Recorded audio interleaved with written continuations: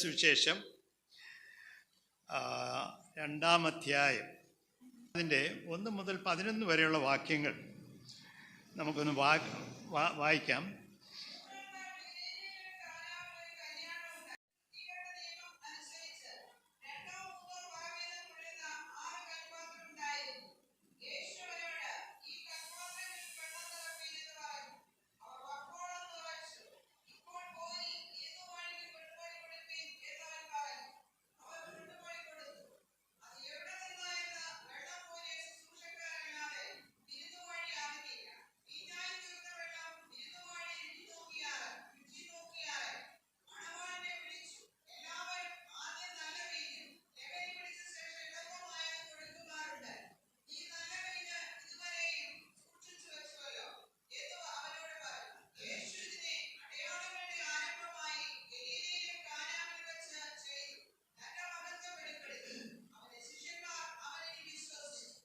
ആമേൻ. നമുക്കൊരു നിമിഷം കണ്ണുകൾ അടയ്ക്കാം, നമുക്ക് പ്രാർത്ഥിക്കാം. ഞങ്ങളുടെ സ്നേഹം നിറഞ്ഞ സ്വർഗീയ പിതാവേ, അടിയങ്ങൾ അങ്ങയുടെ പാദപീഠത്തിങ്കൽ വരുന്നു. വചനം അങ്ങയുടേതാണ്. സ്വർഗത്തിൽ സ്ഥിരമായിരിക്കുന്ന അങ്ങയുടെ വചനത്തിൻ്റെ മുമ്പാകെ ഭയത്തോടും വിറയലോടും കൂടെ അടിയങ്ങൾ അല്പസമയമായിരിക്കുന്നു. അടിയങ്ങളോട് ഇടപെടണമേ, സംസാരിക്കണമേ, അങ്ങ് അരുളി ചെയ്യണമേ. അടിയങ്ങൾ കേട്ടുകൊള്ളാം പിതാവേ. സ്തോത്രം. ഹല്ലേലൂയ. Oh thank you Lord. ദൈവത്തിൻ്റെ പ്രസൻസ് ഞങ്ങളുടെ മധ്യ വ്യാപരിക്കണമെന്ന് പ്രാർത്ഥിക്കുന്നു. അടിയങ്ങൾ ഓരോരുത്തരോട് ഇടപെടണമേ അപ്പാ. ഞങ്ങളുടെ അവസ്ഥകൾ കണ്ട് ദൈവം ഞങ്ങളോട് മനസ്സലിയുന്ന ദൈവമാകയാൽ ഞങ്ങളങ്ങേ വാഴ്ത്തുന്നു കർത്താവേ. അടിയങ്ങളോട് സംസാരിച്ചാട്ടെ, അടിയങ്ങൾ കേട്ടുകൊള്ളാം പിതാവേ. സ്തോത്രം. ഞങ്ങളുടെ ജീവിതത്തിന് ഇതൊരു അനുഗ്രഹമായി കർത്താവേ. സ്തോത്രം. ഞങ്ങളുടെ ജീവിതത്തിന്, ആത്മീയ ജീവിതത്തിന് ഇതൊരു മുതൽക്കൂട്ടായി മാറുന്ന രീതിയിൽ ദൈവത്തിൻ്റെ ആത്മാവ് അടിയങ്ങളുടെ മധ്യേ പരിവർത്തിക്കണമേ എന്ന് അപേക്ഷിക്കുന്നു. അടിയങ്ങളെ തിരുസന്നിധി താഴ്ത്തി വയ്ക്കുകയാണ് യേശു കർത്താവിൻ നാമത്തിൽ തന്നെ. ആമേൻ, ആമേൻ, ആമേൻ. നാം വായിച്ച ഈ ഭാഗം നമ്മുടെ കർത്താവിൻ്റെ അടയാളങ്ങളുടെ ആദ്യ അടയാളമായിട്ട് ഇതിനെ ഇവിടെ ബൈബിൾ പറയുകയാണ്. സ്തോത്രം. നമ്മൾ ഈ വായിച്ച ഭാഗം ഒത്തിരി മർമ്മങ്ങൾ അടങ്ങിയ ഒരു ഭാഗമാണ്. സ്തോത്രം. ഇന്ന് അത് നമ്മൾ എല്ലാം ചിന്തിപ്പാൻ നമുക്ക് നമ്മുടെ മുമ്പിലുള്ള പരിമിതമായ സമയത്തിൽ കഴിയത്തില്ല. ഇവിടെ ഒരു വിവാഹ ശുശ്രൂഷയെക്കുറിച്ചാണല്ലോ നാം വായിക്കുന്നത്. ഈ വിവാഹ ശുശ്രൂഷയിൽ കാനാവിൽ ഒരു കല്യാണമുണ്ടായി. യേശുവിൻ്റെ അമ്മ അവിടെ ഉണ്ടായിരുന്നു എന്നാണ് ബൈബിൾ അവിടെ അതിൻ്റെ തുടക്കത്തിൽ തന്നെ പറയുന്നത്. എന്ന് പറഞ്ഞാൽ അമ്മ അവിടെ ഉണ്ടായിരുന്നു. അതിൻ്റെ കാരണം നമുക്ക് ന്യായമായി ചിന്തിക്കാൻ കഴിയുന്നത് ഈ അമ്മയുടെ ഏതോ ഒരു റിലേഷനിൽപ്പെട്ട ഒരു വീടായിരുന്നു ഇത്. അതുകൊണ്ടായിരുന്നു അവരവിടെ ഉണ്ടായിരുന്നു എന്ന് ബൈബിൾ പറയുന്നത്. അപ്പം നമ്മുടെ വേണ്ടപ്പെട്ട ഒരാളുടെ, നമ്മുടെ ഏറ്റവും അടുത്ത റിലേഷനിൽപ്പെട്ട ഒരു വ്യക്തിയുടെ വീട്ടിലൊരു വിവാഹം ഉണ്ടായാൽ നമ്മളവിടെ ഉണ്ടായിരിക്കും. നമ്മളെ പ്രത്യേകിച്ച് വിളിച്ച് കൊണ്ടുപോകേണ്ട ആവശ്യമൊന്നും കാണുകയില്ല. കാരണം നമ്മുടെ റെസ്പോൺസിബിലിറ്റിയാണ്. നമ്മളവിടെ ചെന്ന് കാര്യങ്ങൾ എല്ലാം നോക്കുകയും അതിൻ്റേതായ രീതിയിൽ നടത്തിക്കൊണ്ട് പോവുകയും ചെയ്യുന്നത്. താഴോട്ട് വായിക്കുമ്പോൾ അവർക്ക് വീഞ്ഞ് പോരാതിരുന്നപ്പോൾ മറിയയ്ക്ക് വളരെ ഉത്കണ്ഠയുണ്ടായി എന്ന് നമ്മളവിടെ കാണുന്നു. അപ്പോൾ മറിയ തീർച്ചയായിട്ടും ആ വീടിൻ്റെ ഏതോ ഒരു ക്ലോസ് റിലേഷനിൽപ്പെട്ട വ്യക്തിത്വമായിരുന്നിരിക്കണം. അതുകൊണ്ടാണ് മറിയ അവിടെ ഉണ്ടായിരുന്നു. അപ്പം നമ്മളൊരു ഗസ്റ്റായിട്ട് ഒരു വിവാഹത്തിന് സൽക്കാരത്തിന് ചെല്ലുമ്പോൾ അവിടെ എന്തോ വല്ലതും കുറഞ്ഞു പോയോ അത് നമുക്കൊരു വിഷയമല്ല. നമ്മൾ ഗസ്റ്റാണ്, നമുക്കതൊരു വിഷയമല്ല. പക്ഷേ ആ വീട്ടിലെ ഉള്ള ആൾക്കാർക്ക് അവിടെ എന്തെങ്കിലും ഒരു കുറവ് പറ്റിയാൽ അവർക്കത് വിഷയമാണ്. സ്തോത്രം. അപ്പം അവിടെ മറിയയ്ക്കതൊരു വിഷയമായി. അപ്പോൾ അതിൽ നിന്ന് നമുക്ക് മനസ്സിലാക്കാം മറിയയുമായിട്ട് അടുത്ത റിലേഷനിൽപ്പെട്ട ഒരു കുടുംബമായിരുന്നു. സ്തോത്രം. എന്നാൽ അതിൻ്റെ താഴെ എഴുതിയിരിക്കുന്നു 2-ാം വാക്യം, യേശുവിനെയും ശിഷ്യന്മാരെയും കല്യാണത്തിന് ക്ഷണിച്ചിരുന്നു. സ്തോത്രം. ഇപ്പോൾ ക്ഷണിക്കപ്പെട്ടവരുമുണ്ട്, അല്ലാതെ അവിടെ ആയിരിക്കുന്ന ആൾക്കാരും അവിടെ ഉണ്ട്. സ്തോത്രം. യേശുവിനെ ക്ഷണിച്ചിരുന്നു, തൻ്റെ ശിഷ്യന്മാരെയും ക്ഷണിച്ചിരുന്നു.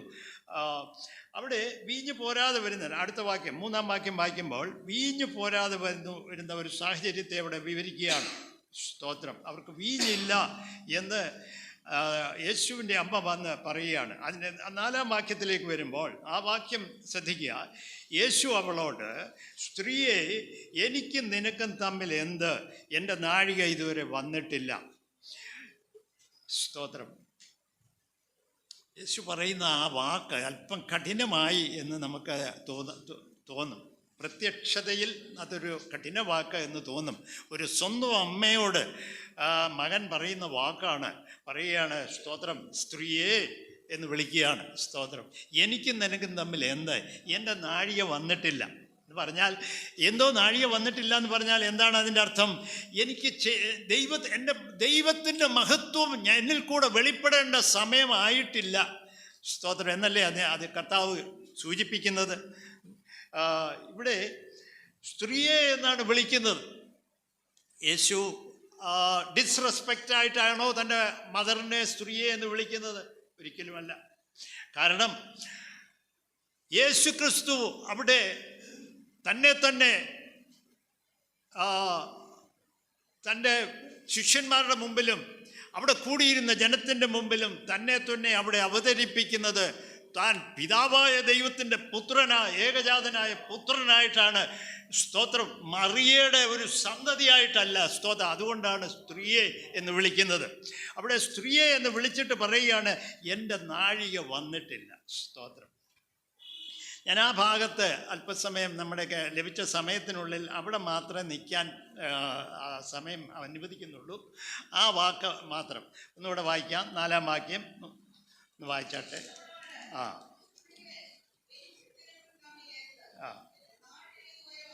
എൻ്റെ നാഴിക വന്നിട്ടില്ല. ഞാനിത് ആദ്യ സമയങ്ങളിൽ ഇത് വായിക്കുമ്പോൾ ദൈവാത്മാവ് എനിക്ക് വചനത്തിൻ്റെ വെളിപ്പാട് തരുന്ന അതിനു മുമ്പ് ഇത് വായിക്കുമ്പോൾ ഞാനിങ്ങനെ ഒരു ചോദ്യം, എൻ്റെ ഉള്ളിൽ ഇങ്ങനൊരു ചോദ്യമുണ്ടായി. എൻ്റെ നാഴിക വന്നിട്ടില്ല, എൻ്റെ മഹിമ വെളിപ്പെടുത്തേണ്ട നാഴിക വന്നിട്ടില്ല. എന്നാൽ 11-ാം വാക്യത്തിൽ എഴുതിയിരിക്കുന്നു, യേശു തൻ്റെ മഹിമയെ അവിടെ വെളിപ്പെടുത്തി, മഹത്വത്തെ വെളിപ്പെടുത്തി എന്ന് എഴുതിയിരിക്കുന്നു. അപ്പോൾ ഇതൊരു രണ്ടും എങ്ങനെ യോജിച്ചു കൊണ്ടുവന്ന് എങ്ങനെ യോജിപ്പിക്കാൻ കഴിയും? 4-ാം വാക്യവും 11-ാം വാക്യവും കൂടെ. 4-ാം വാക്യത്തിൽ പറയുന്നത് എനിക്ക് സമയമായിട്ടില്ല. അപ്പം ഇത് എങ്ങനെ ഇതിനെ യോജിപ്പിക്കാൻ കഴിയും എന്നുള്ള ചോദ്യം എൻ്റെ ഹൃദയത്തിൽ ഇങ്ങനെ പൊങ്ങി വന്നു. അപ്പോഴാണ് ദൈവത്തിൻ്റെ പരിശുദ്ധാത്മാവ് വചനത്തിൽ കൂടെ തന്നെ ഇടപെട്ടത്. ദൈവത്തിൻ്റെ ആത്മാവ് നമ്മളോട് സംസാരിക്കുന്നത് വചനത്തിൽ കൂടെയാണ് മിക്കപ്പോഴും സംസാരിക്കുന്നത്. ദർശനത്തിൽ കൂടെ സംസാരിക്കും, പ്രവചനത്തിൽ കൂടെ ഒക്കെ നമ്മോട് ഇടപെടും. എന്നാൽ പലപ്പോഴും ദൈവഭക്തന്മാരോടും ദൈവമക്കളോടും ദൈവം ഇടപെടുന്നത് തൻ്റെ വചനത്തിൽ കൂടെയാണ്. സ്തോത്രം. ഹല്ലേലൂയ. ദൈവാത്മാവ് എന്നെ കാണിച്ചത്, സ്തോത്രം, ലേവ്യ പുസ്തകം, നമുക്ക് ലേവ്യ അല്ലല്ലോ, സംഖ്യാപുസ്തകം 17-ാം അധ്യായത്തിലേക്ക് വരുമ്പോൾ നമുക്ക് ആ ഭാഗം ഒന്ന് നോക്കാം. അവിടെ ഇസ്രായേൽ മക്കൾ മോശയ്ക്കെതിരായി പിറുപിറുത്തു, മോശയ്ക്കും അഹരോനും എതിരായി പിറുപിറുത്തു എന്ന് വായിക്കുന്നു. സ്തോത്രം. 17-ാം അധ്യായത്തിൽ വായിക്കുന്നു. ഇവരുടെ പിറുപിറുപ്പ്, ദൈവത്തിൻ്റെ സന്നിധിയിൽ പിറുപിറുപ്പ്, മർമറിങ് എന്ന് പറയുന്നത് ഒരു വലിയ പാപമായിട്ട് ദൈവം കാണുന്ന ഒരു വിഷയമാണ്. ദൈവത്തിന് ഒട്ടും സഹിക്കാൻ കഴിയാത്ത ഒരു വിഷയമാണ് മർമറിങ്. ദൈവത്തിൻ്റെ സന്നിധിയിൽ ദൈവം അതൊരു വലിയ ഗൗരവമായുള്ള വിഷയമായിട്ടാണ് കണക്കാക്കുന്നത്. നമ്മളെല്ലാം പല സമയത്ത് നമ്മുടെ സാഹചര്യങ്ങളുടെ മുമ്പിൽ ചിലപ്പോൾ മർമർ ചെയ്യാറുണ്ട്. സ്തോത്രം. പക്ഷേ നമ്മളത് ഈസി ആയിട്ട് അങ്ങ് വിട്ടു, അത് നമ്മളത്ര വില കൽപ്പിക്കില്ല. പക്ഷേ ദൈവം അത് വില കൽപ്പിക്കുന്ന ഒരു വിഷയമാണ്. ദൈവം അത് സീരിയസ് ആയിട്ട് നോക്കുന്ന ഒരു വിഷയമാണ്. സ്തോത്രം. ഇവിടെ ഇസ്രായേൽ മക്കൾ മോശയ്ക്കും അഹരോനും എതിരായിട്ട് പിറുപിറുക്കുകയാണ്. സ്തോത്രം. ലീഡർഷിപ്പിൻ്റെ വിഷയത്തിൽ പിറുപിറുക്കുകയാണ്. അപ്പോൾ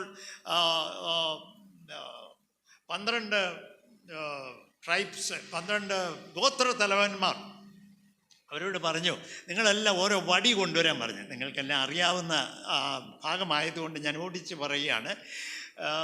ഒരു വടി കൊണ്ടുവരാൻ പറഞ്ഞു. ഞാൻ തിരഞ്ഞെടുക്കുന്നവൻ്റെ വടി തളിർക്കും. ഒരു വടി കൊണ്ടുവരാൻ പറഞ്ഞു. അപ്പം ഇവരെല്ലാം ഓരോ വടി കൊണ്ടുവന്നു. രൂപേൻ ഗോത്രത്തിൻ്റെ തലവനായിരിക്കുന്ന വ്യക്തി ഒരു വടി കൊണ്ടുവന്നു.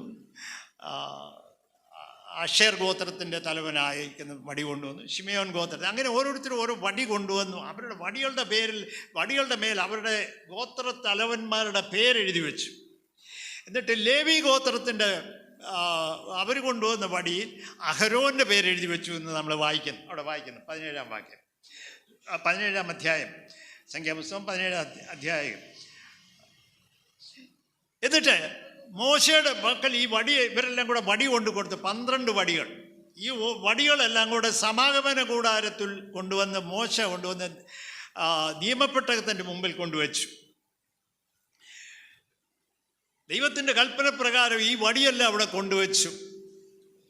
12 മണിക്കൂർ കഴിഞ്ഞ് പിറ്റേ ദിവസം രാത്രി കഴിഞ്ഞ് രാവിലെ ഉണർന്നപ്പോൾ മോശയുടെ ഉള്ളിൽ വലിയ ജിജ്ഞാസ. ഈ വടികൾക്ക് എന്തോ സംഭവിച്ചു? ദൈവത്തിൻ്റെ സന്നിധിയിലാണ് ഇത് കൊണ്ടുവച്ചിരിക്കുന്നത്, എന്ത് സംഭവിച്ചു? അവിടെ ചെന്ന് നോക്കിയപ്പോൾ അഹരോൻ്റെ വടി, അഹരോൻ്റെ പേരെഴുതിയിരിക്കുന്ന വടി തളിർക്കുന്നു. എന്ന് വായിച്ചാട്ടെ 17-ാം അധ്യായത്തിൻ്റെ സംഖ്യാപുസ്തകം 17-ന്റെ 5. ഞാൻ തിരഞ്ഞെടുക്കുന്നവൻ്റെ വടി തളിർക്കും. ആമേൻ, സ്തോത്രം. ദൈവം പിറുപിറുപ്പ് ദൈവം നിർത്തലാക്കും. ദൈവത്തിനോട് സഹിക്കാൻ ദൈവം അനുവദിക്കുന്ന വിഷയമല്ല പിറുപിറുപ്പ്. സ്തോത്രം. നമ്മുടെ ജീവിതത്തിൽ വളരെ ശ്രദ്ധിക്കേണ്ടിയിരിക്കുന്നു. യാക്കോബിൻ്റെ പുസ്തകത്തിൽ ഇങ്ങനെ ഒരു വാക്യം എഴുതിയിട്ടുണ്ട്: വാക്കുകളിൽ തെറ്റിപ്പോകാത്തവൻ. അറിയാമോ? ഇങ്ങനെ ഒരു വാക്യം അവിടെ എഴുതിയിട്ടുണ്ട്, വാക്കുകളിൽ തെറ്റിപ്പോകാത്തവൻ.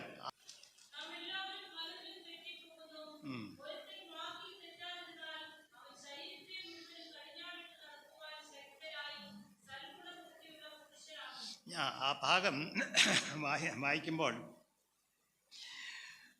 അത് ഇംഗ്ലീഷിൽ വായിച്ചാൽ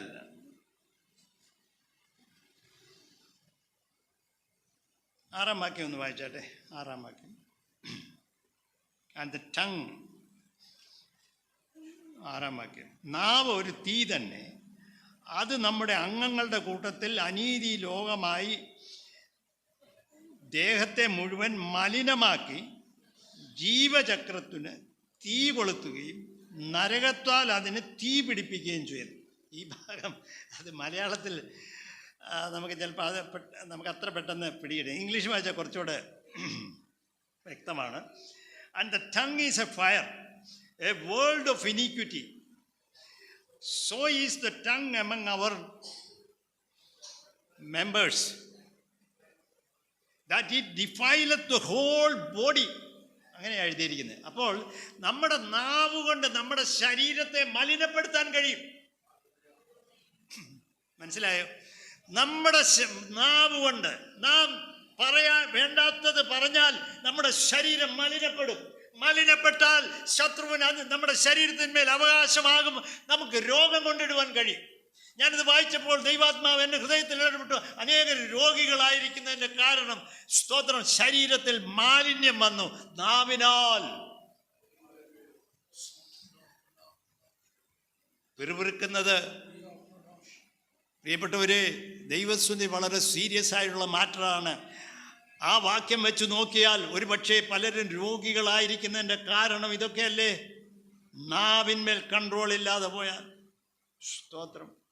വാക്കിൽ ഒരു മനുഷ്യൻ തെറ്റാതിരുന്നാൽ അവൻ ശരീരത്തെ മുഴുവൻ കടിഞ്ഞാണിട്ട് നടത്തുവാൻ ശക്തനാണ്. അവൻ സൽഗുണപൂർണനായ പുരുഷനാകുന്നു. നാം സൽഗുണപൂർണരാകുവാനാണ് ദൈവം നമ്മെ വിളിച്ചിരിക്കുന്നത്, അല്ലേ? അങ്ങനെ കർത്താവ് പറയുന്നത്, ഞാൻ സൽഗുണപൂർണ്ണമായിരിക്കുന്നത് പോലെ നിങ്ങളും സൽഗുണപൂർണരായിരിക്കും. ആമേൻ, ഹല്ലേലൂയ. അപ്പോൾ സംഖ്യാപുസ്തകത്തിലേക്ക് വരാം. ഇവിടെ ഇവരെല്ലാവരും കൂടെ മോശയ്ക്കും അഹരോനും വിരോധമായി സംസാരിച്ചു. ദൈവം പറഞ്ഞു, ഞാൻ തിരഞ്ഞെടുക്കുന്നവൻ്റെ വടി തളിർക്കും. ഇങ്ങനെ ഞാൻ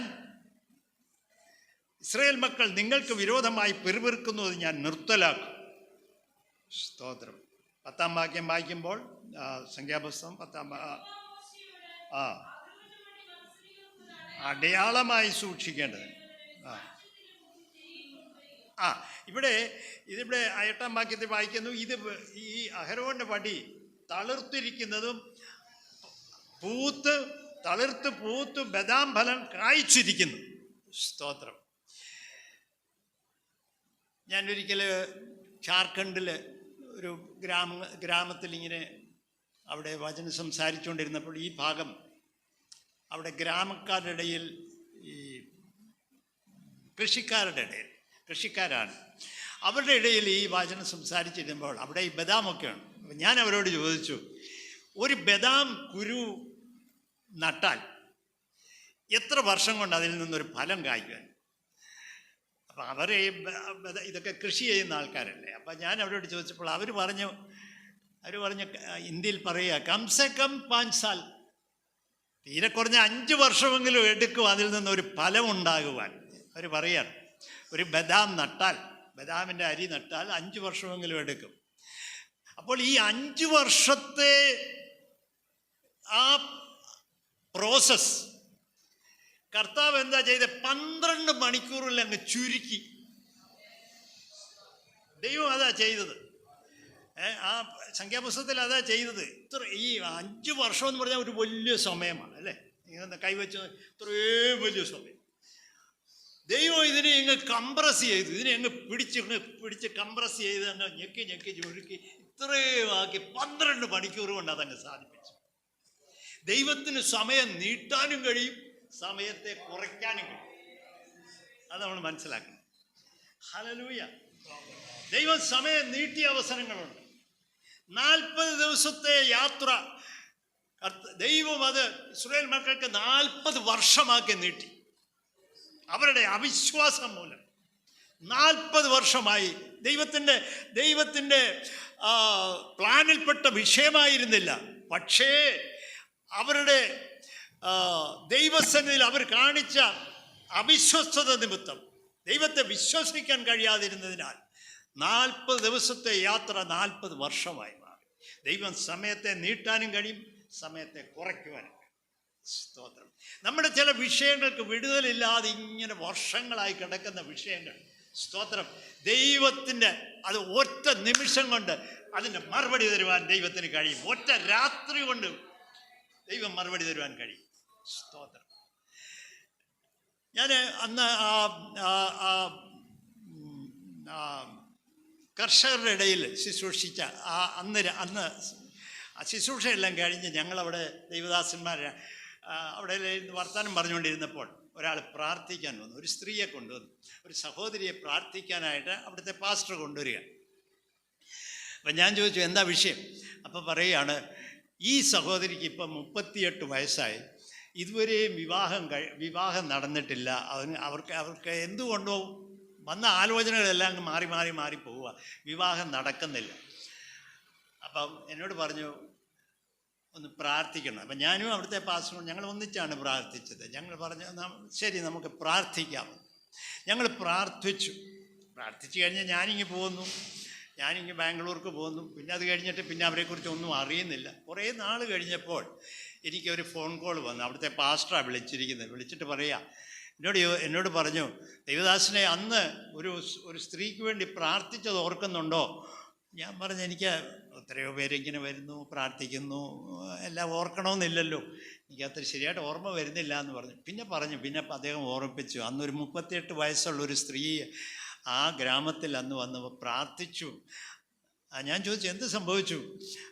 അപ്പോൾ അദ്ദേഹം പറയുകയായിരുന്നു, സ്തോത്രം, അവരിപ്പോൾ ദുബൈയിലാണ്, ദുബൈയിൽ നിന്ന് വിളിച്ചിരിക്കുന്നു. സ്തോത്രം.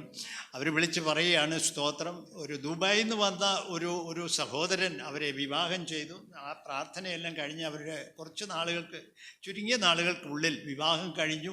അവർ രണ്ടുപേരും ഇപ്പോൾ ദുബായിൽ ജോലിയിലായിരിക്കുന്നു. അപ്പോൾ അവിടുന്ന് വിളിച്ച് നന്ദി പറയാൻ പറഞ്ഞിരിക്കുന്നു എന്ന് അറിയിക്കുകയായിരുന്നു. സ്തോത്രം. അപ്പോൾ അനേക നാളായിട്ട് ഒരു പ്രതിവിധിയും കാണാതെ, ഒരു മറുപടി കാണാതെ കിടക്കുന്ന വിഷയം ദൈവം ഒറ്റ രാത്രി കൊണ്ട് ദൈവം വിടുതൽ തരുവാൻ ദൈവത്തിന് കഴിയും. സ്തോത്രം. ഹല്ലേലൂയ. ഇനി ഈ യോഹന്നാന്റെ സുവിശേഷത്തിലേക്ക് വരാം. ആ 4-ാം വാക്യം ഒന്നുകൂടെ ഒന്ന് വായിക്കാൻ ഞാൻ സ്ത്രീയെ എനിക്കും നിനക്കും തമ്മിൽ എന്ത്? എന്നെ നാഴിക ഇതുവരെ വന്നിട്ടില്ല എന്ന് പറഞ്ഞു. സ്തോത്രം. നാഴിക വന്നിട്ടില്ല എങ്കിലും കർത്താവ് തൻ്റെ മഹത്വം നാഴികയെ വരുത്തി കർത്താവ് മഹത്വം വെളിപ്പെടുത്തി. ഹല്ലേലൂയ. എന്നെ ആ ഭാഗമാണ് എന്നെ ഒരുപാട് ആഴമായി ചിന്തിക്കുവാൻ ഇടയായത്. ഇതാരാ ചോദിക്കുന്നത്? തന്നെ പ്രസവിച്ച തൻ്റെ അമ്മ, ഈ ലോകത്തിൽ തനിക്ക് ജന്മം കൊടുത്ത തൻ്റെ അമ്മയാണ് വന്ന് പറയുന്നത്, മറിയയാണ് വന്ന് പറയുന്നത്. ഈ മറിയ ആരാണ്?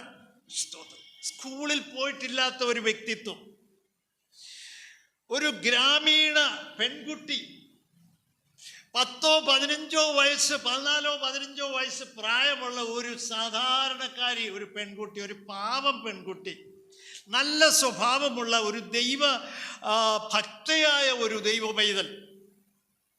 അവൾ സ്കൂളിൽ പോയിട്ടോ അവൾക്ക് സയൻസോ മാത്തമാറ്റിക്സോ ഒന്നും ഒരു അറിവുമില്ലാത്തവൾ,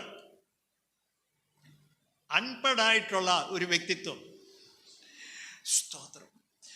ഒരു ദിവസം ഒരു പക്ഷേ താൻ പ്രാർത്ഥിച്ചുകൊണ്ടിരുന്നപ്പോഴായിരിക്കാം തൻ്റെ മുറിയിൽ ഒരു വലിയ വെളിച്ചം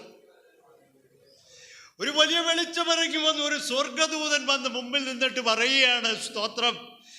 വായിക്കാം. ലൂക്കോസിന്റെ സുവിശേഷം 1-ാം അധ്യായം. ലൂക്കോസിന്റെ സുവിശേഷം 1-ാം അധ്യായം. ദൂതൻ അവളുടെ അടുക്കൽ അകത്ത് ചെന്ന്, കൃപ ലഭിച്ചവളെ നിനക്ക് വന്ദനം, കർത്താവ് നിന്നോട് കൂടെയുണ്ട്. അതിൽ നിന്ന് ആ വാക്കിൽ നിന്ന് മനസ്സിലാക്കാം അവൾ ഒരു ഭക്തയായ ഒരു പെൺകുട്ടിയായിരുന്നു. അതുകൊണ്ടാണല്ലോ പറയുന്നത് കർത്താവ് നിന്നോട് കൂടെ ഉണ്ടെന്ന്.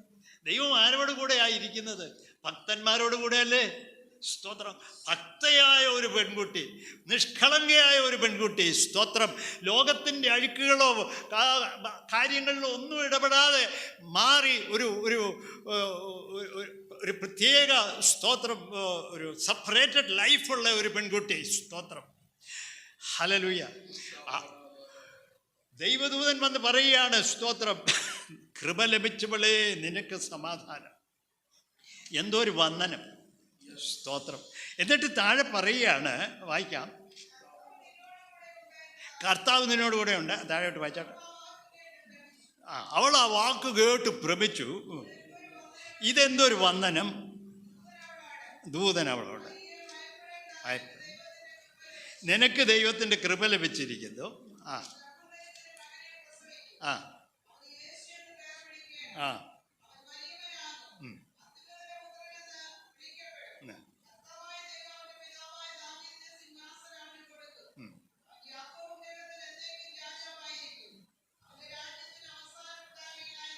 ഇതൊക്കെ കേട്ടാൽ ഈ കൊച്ചു പെൺകുട്ടിക്ക് എന്തോ മനസ്സിലാകാനാ? ഇവിടെ ദൂതൻ വന്ന് പറയുന്ന വാക്കുകളൊന്ന് ശ്രദ്ധിക്കുക. വലിയ കാര്യങ്ങളാ. സ്തോത്രം. ഇവിടെ പറയുന്ന വിഷയങ്ങളൊക്കെ ഭയങ്കര ആഴമായ വിഷയങ്ങളാണ് ഇവിടെ പറയുന്നത്. ഈ കൊച്ചു പെൺകുട്ടി, ഈ ഗ്രാമത്തിൽ വളർന്നു വന്ന ഒന്നും സ്കൂളിൽ പഠിക്കാത്ത ഈ പെൺകുട്ടിക്ക് എന്തോ മനസ്സിലാകാൻ. ഞാൻ വിചാരിക്കുന്ന ആ പെൺകുട്ടിക്ക് ഈ കാര്യങ്ങളൊന്നും ഒരു പിടി കിട്ടുന്നില്ല. എന്തുവാ ഈ പറയുന്നത്? ഇതെന്താ സംഭവിക്കുന്നത്? എൻ്റെ ജീവിതത്തിൽ എന്താണ് ഈ കാണുന്നത്? എന്താ സംഭവിക്കുന്നത്? ആകെ പരിഭ്രമമായിരിക്കുകയാണ്. സ്തോത്രം. ഒന്നും മനസ്സിലാകുന്നില്ല. ഇവിടെ പറയുകയാണ്, നീ ഗർഭം ധരിച്ചൊരു മകനെ പ്രസവിക്കും, യേശു എന്നവന് പേര് വിളിക്കണം, അവൻ വലിയവനാകും, കർത്താവായ ദൈവം അവൻ്റെ പിതാവായ ദാവീദിൻ്റെ സിംഹാസനം അവന് കൊടുക്കും. ഇതൊക്കെ പറഞ്ഞാൽ ഈ പെൺകുട്ടിക്ക് എന്തോ മനസ്സിലാകാണ്. അവൾക്കൊന്നും മനസ്സിലായി കാണത്തില്ല. 34-ാം വാക്യം.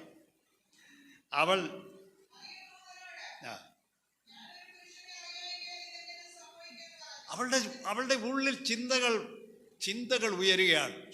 ഇതൊക്കെ എന്താണ്? എനിക്കൊരു പിടിയും കിട്ടുന്നില്ല.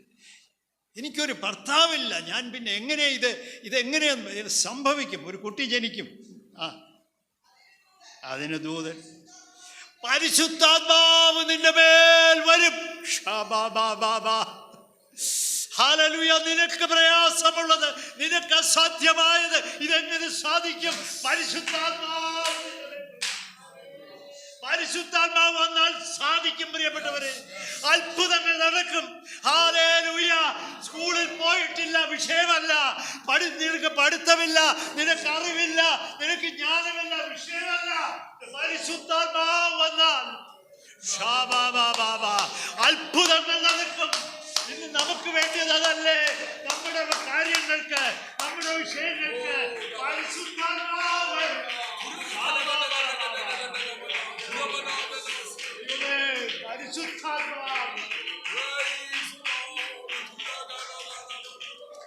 ഹല്ലേലൂയ,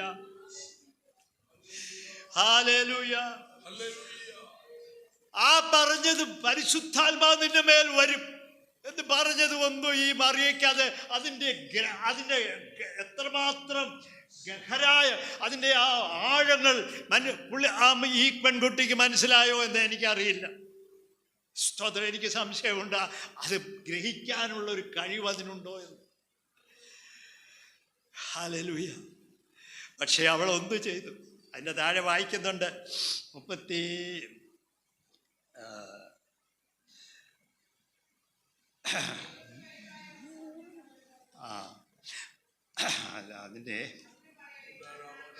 അതിനും അറിയാം.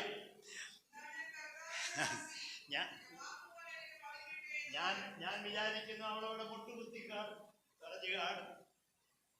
ഇതൊന്നും എനിക്കറിയത്തില്ല. എന്താണ് കേൾക്കുന്നത്, എന്താണ് സംഭവിക്കുന്നത് എനിക്കറിയത്തില്ല. പക്ഷേ ഇതാ ഞാൻ അങ്ങയുടെ ഹിതമെന്നിൽ സംഭവിക്കട്ടെ. ആ സമർപ്പണമാണ് സ്തോത്രം മറിയെ വലിയവളാക്കി മാറ്റിയത്. ഇന്നും മറിയെ വലിയൊരാളായി മാറ്റിയതിന്റെ കാരണം ഇന്നും ലോകം അവരെ റെസ്പെക്ട് ചെയ്യേണ്ട, വലിയ ആളായിട്ട് റെസ്പെക്ട് ചെയ്യുന്നതിൻ്റെ അതിൻ്റെ പുറകിലുള്ള വിഷയം ആ താഴ്മ, ആ സമർപ്പണമായി. ഹല്ലേലൂയ. നമ്മുടെ ജീവിതത്തിലും പ്രിയപ്പെട്ടവരെ അങ്ങനെ ഒരു സമർപ്പണത്തിലേക്ക് വന്നാൽ നമുക്ക് മറ്റ് യാതൊരു യോഗ്യതയൊന്നും ദൈവം നോക്കുന്നില്ല. സ്തോത്രം. ഒരു സമർപ്പണ സ്വഭാവം, താഴ്മയുള്ളൊരു സ്വഭാവം.